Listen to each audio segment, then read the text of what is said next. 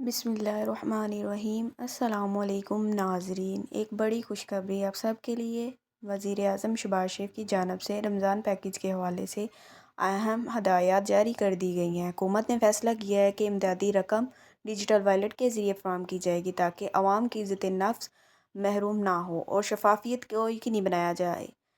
ناظرین، جن افراد کا شناختی کارڈ بنا ہوا ہے ان کے لیے حکومت کی طرف سے 25,000 روپے تک کی مالی امداد دی جا رہی ہے۔ اس میں 10,000 روپے اور 13,000 روپے کی رقم مختلف پروگراموں کے تحت شامل ہے۔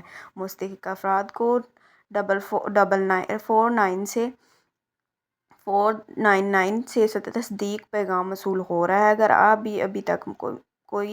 ابھی تک آپ کو بھی کوئی میسج موصول نہیں ہوا تو پریشان نہ ہوں۔ حکومت نے اعلان کیا ہے کہ 10 مارچ تک یہ سلسلہ جاری رہے گا اور کسی بھی وقت آپ کو اطلاع آ سکتی ہے۔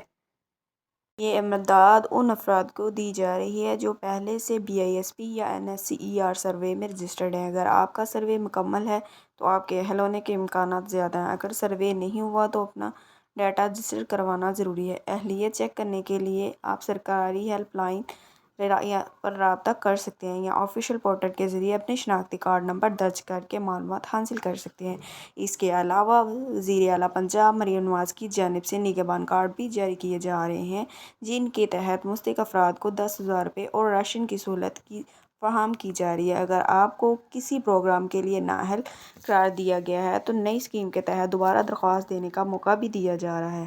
آپ ہیلپ لائن نمبر 1000 پر کال کرکے اپنی رجسٹریشن مکمل کروا سکتے ہیں یا آفیشیل ایپ کے ذریعے درخواست جمع کروا۔